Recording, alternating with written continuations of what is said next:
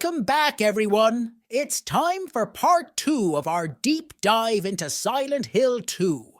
Last time, we left off with James Sunderland venturing through the fog-choked streets of Silent Hill in search of his deceased wife, Mary. The town had already begun to show its sinister side, with nightmarish creatures and twisted encounters. Today, we're picking up as James makes his way to Brookhaven Hospital, where the horrors really begin to ramp up. So grab a snack, dim the lights, and let's dive back into the darkness. After the haunting experiences at the Woodside Apartments, James is drawn to Brookhaven Hospital, one of the last places that might hold a clue about Mary's whereabouts.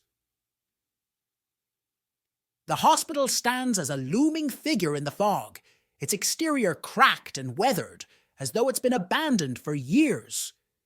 Yet something compels James to step inside, as if the building itself is calling out to him.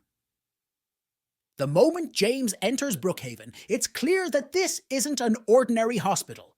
The walls are stained with grime and rust, and flickering lights cast long, unsettling shadows.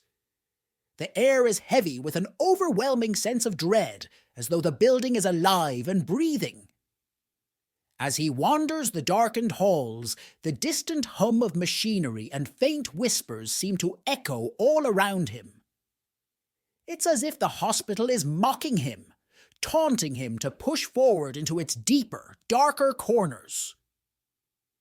James soon encounters a new kind of monster lurking in the hospital: nurses.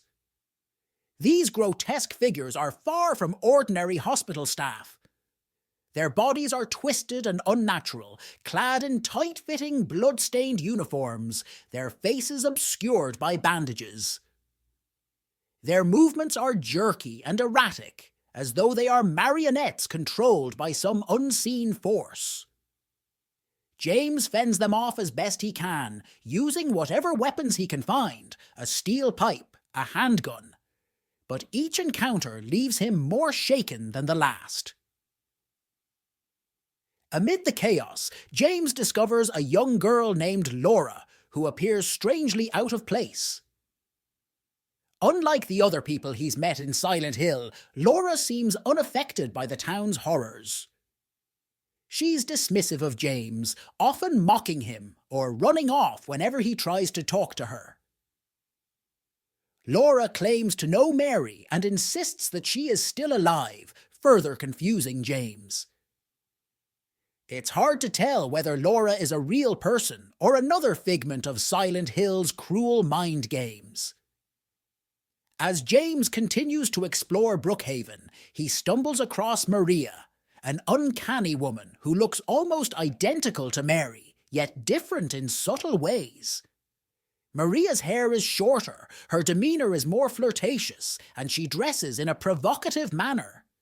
There's something off about her, something that makes James uneasy.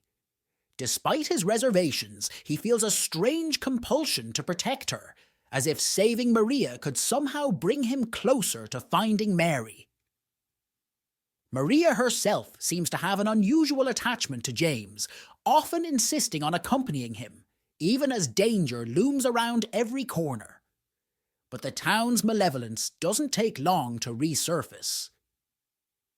As James and Maria make their way through the hospital, they are relentlessly pursued by Pyramid Head. This time, the monstrous figure is not content with merely observing. It drags its massive blade behind it, scraping the ground with a piercing metallic screech that chills James to the bone. The chase is intense, and just when it seems like Pyramid Head is about to catch them, Maria sacrifices herself, urging James to run as the blade comes down. James escapes, but Maria's death leaves him reeling. How could she be real if she was so easily taken by Silent Hill's horrors? Was she even real to begin with, or just another illusion meant to torment him? The hospital shifts once more, and James finds himself facing more twisted visions, and the very walls of the building seem to pulsate and shift, as though the entire place is trying to swallow him whole. Leaving the hospital behind, James feels the weight of his guilt pressing down on him even more heavily than before. He's no closer to finding Mary, and the town seems determined to bury him under its layers of nightmares. But he presses on, driven by a stubborn hope, or perhaps something darker, an obsession with discovering the truth, no matter how painful. The next clue leads James to the Silent Hill Historical Society, a place where the town's dark past is buried beneath the fog and grime.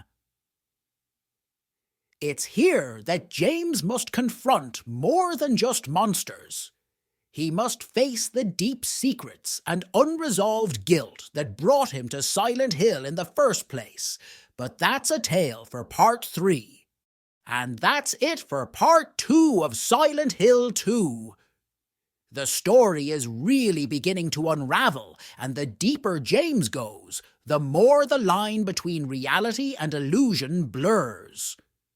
Brookhaven Hospital served up some truly unsettling moments and raised even more questions about what's real in this haunted town. What do you think of Maria? Do you think she's truly connected to Mary, or is she just another trick of Silent Hill? Let me know your theories in the comments below. Don't forget to subscribe and hit that notification bell so you don't miss Part 3, where we'll uncover the secrets buried within the Silent Hill Historical Society and see just how far James is willing to go to find the truth. As always, stay safe, stay spooky, and I'll catch you in the next one.